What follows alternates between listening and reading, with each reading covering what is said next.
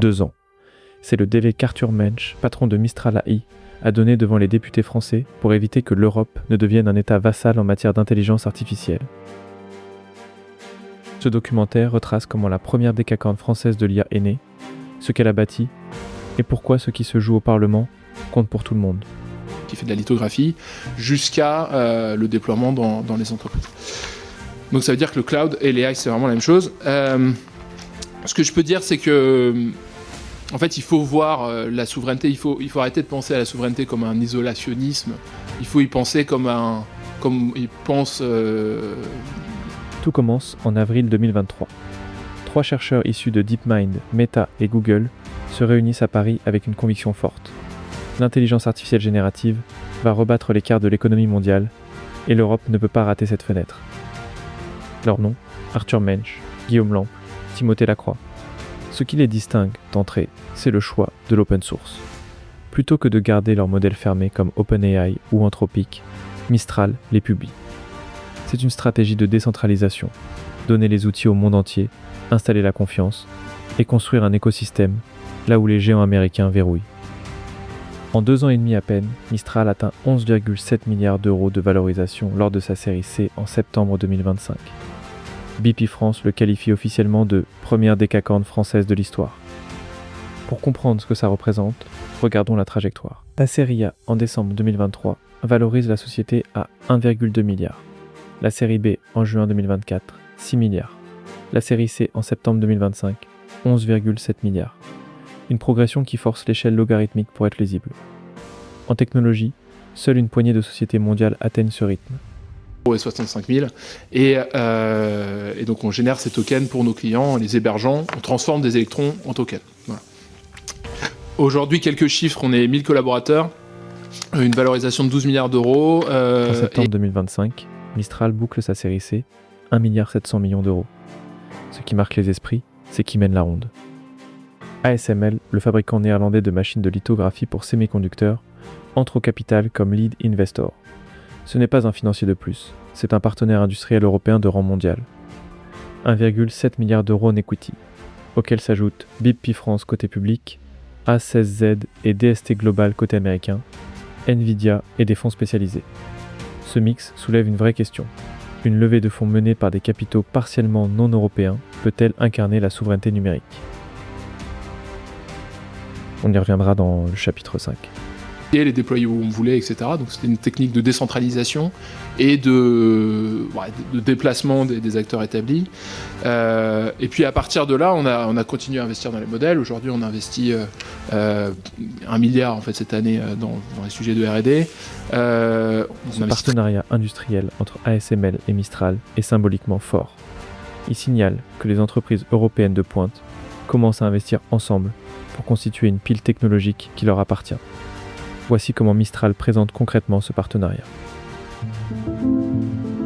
ASML gives the chip producers the software, the hardware, and the service they need to deliver on the promise of AI. The combination of speed and precision really requires very sophisticated models, and that's an area where AI is a great catalyst for ASML. And that's where the partnership with Mistral will help us in a pretty formidable way. Our ASML machines run 24/7 at our customer fabs. Field service engineers need to diagnose issues as quickly. Avoir des modèles ne suffit pas. Il faut les héberger, les faire tourner, les mettre à l'échelle. Et pour ça, il faut du compute. Des GPU par milliers, des mégawatts d'électricité, des data centers propres. Mistral a décidé de ne plus dépendre uniquement du cloud américain. En mars 2026, la société annonce une levée de dette pour construire son propre data center en région parisienne. 830 millions de dollars levés sous forme de dette auprès de 7 banques européennes.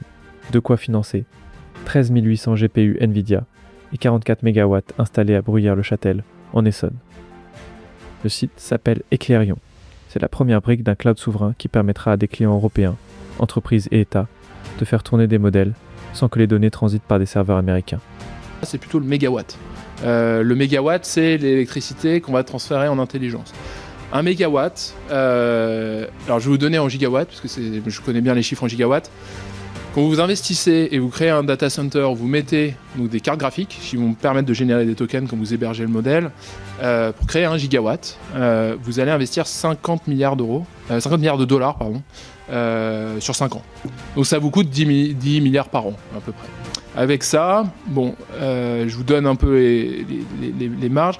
Avec 10 milliards de data Mis bout centers... à bout, les financements 2025-2026 atteignent 2 milliards 470 millions d'euros.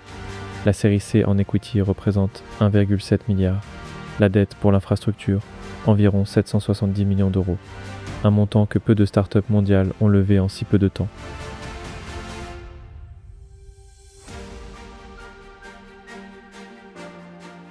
Absence, et donc je vais assurer la présidence de cette séance. Nous recevons aujourd'hui M. Arthur Mensch, cofondateur et directeur général de Mistral AI, accompagné de Mme Audrey Herbelin-Stoup, directrice des affaires publiques et de la communication de Mistral AI. Je vous remercie de vous être rendu disponible.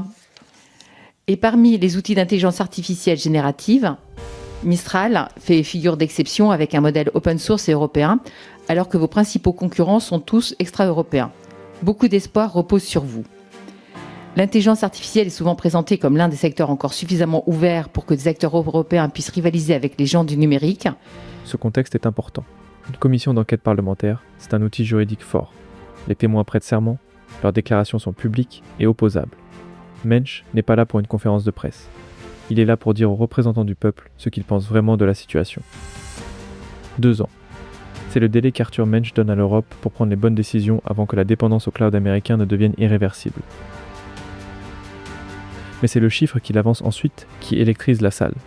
Vous avez du levier dessus, on le voit comme dans les négociations de l'Union européenne. On exporte un certain nombre de choses, ça nous donne des arguments et des cartes à jouer quand on est à la table de négociation.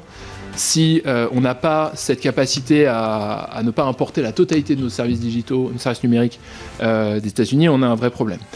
Le problème qui arrive, en fait, c'est que ce dont on parle, je pense le marché total dont on parle, il faut le comparer à la masse salariale. Aujourd'hui, chez Mistral, notre consommation d'intelligence artificielle pour nos employés, c'est 10% de notre masse salariale.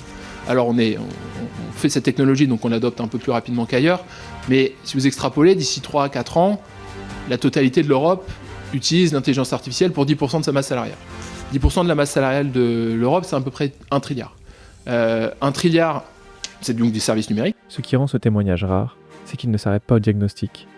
Mensch soumet au Parlement un programme opérationnel. La demande publique comme levier, les États et collectivités représentent près de la moitié du PIB européen.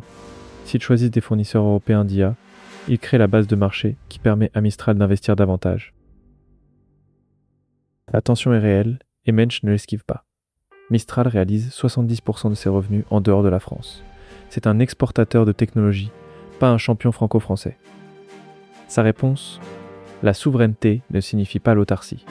Exporter des technologies européennes, c'est créer du levier dans les négociations mondiales. C'est la logique des affaires appliquée à la géopolitique. Voici le raisonnement que Mensch déroule devant les députés pour justifier l'urgence. Si l'Europe adopte l'intelligence artificielle à hauteur de 10% de sa masse salariale, comme Mistral le fait déjà en interne, et qu'elle n'a aucun fournisseur européen, le déficit commercial potentiel atteint 1 trilliard d'euros par an.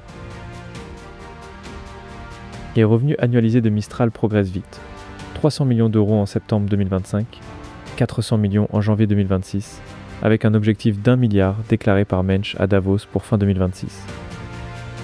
Ce n'est plus une start-up qui brûle du cash, c'est une société en train de prouver que le modèle économique de l'IA ouverte fonctionne. Ce schéma résume la bifurcation. À gauche, l'Europe importe tout, 1 trilliard de déficit annuel et une dépendance militaire. À droite, modèles ouverts, data centers européens, demande publique orientée localement. Mistral veut être l'opérateur de ce deuxième chemin. Les aspects souverains, régaliens, c'est évidemment important pour la défense parce que l'intelligence artificielle est maintenant au cœur des centres opérationnels des armées et donc devient la plateforme qui permet de prendre des décisions opérationnelles sur le champ de bataille, qui permet de faire du renseignement, etc. Donc si on n'a pas accès à cette technologie-là, on va devoir l'importer d'ailleurs, et ça veut dire qu'on peut nous couper cet accès. Donc je pense que c'est particulièrement critique. Mais enfin, il y a un sujet supplémentaire qui n'est pas un sujet que nous on traite vraiment en direct parce qu'on n'a pas une activité grand public significative. La question n'est pas tellement de savoir si l'Europe peut rivaliser, mais plutôt comment elle peut le faire. Parce que je pense que si elle ne rivalise pas, en réalité, elle s'assoit complètement sur toute forme de présence et de voix au chapitre dans le concert des nations. Donc la question c'est, peut-elle le faire sans dépendre d'acteurs extra-européens? La réponse est évidemment non. La question seconde c'est, peut-elle le faire Sixième et dernier chapitre. La France et l'Europe ont-elles le pouvoir de choisir un autre chemin? Mensch défend que oui. La clé, la pile technologique, du cadre légal au modèle ouvert. La pile souveraine de Mistral, cadre légal, énergie, GPU, modèles ouverts. Chaque couche doit avoir un acteur européen. L'open source crée la couche modèle, il reste à bâtir les couches inférieures. Make it happen. And so Guillaume will will take a look at the things that we have been releasing recently and give a few elements on what's coming as well. Again, open source allows you to customize solutions, allows you to deploy the systems where you need them to be deployed, or if you want to deploy them on the edge, if you want to deploy them on infrastructure that you fully control. Perhaps more importantly, it allows you to train the models. And as you go and start using your own quantitative data, start connecting your models to... Mesdames et messieurs les députés, je tiens à vous remercier pour votre invitation pour discuter de ce sujet clé qui est donc l'autonomie de l'Europe sur le plan de l'intelligence artificielle, sur le plan de manière générale des services numériques, c'est-à-dire que je pense qu'il ne faut pas faire de distinction. Les services numériques aujourd'hui et surtout demain, c'est essentiellement de l'intelligence artificielle. Vous avez du stockage, la technologie ne prend pas plus que 50% de la valeur, si vous voulez. Donc vous avez, ça veut dire 20% de gain de productivité. Ça veut dire, je pense qu'il faut l'avoir en tête, c'est pas forcément 20% de croissance, c'est une partie de croissance, une partie destruction d'emplois. Et ça, en tout cas, destruction ou modification des emplois existants. Et je pense que quelque chose qu'on n'a pas... pour peut-être repartir sur... Mistral a changé le débat européen sur l'IA. Le consensus qui disait qu'un acteur européen de pointe était impossible. Mistral l'a renversé. Ce qui reste ouvert, c'est la volonté politique. Sans commande publique et sans marché de capitaux unifié, la fenêtre se referme. Ce schéma résume le parcours de l'amorçage à la série C d'1,7 milliard, plus 830 millions de dettes pour l'infrastructure. Une trajectoire bâtie en moins de 3 ans par des chercheurs qui ont parié sur l'Europe. Le décryptage complet est sur blockbuy.fr.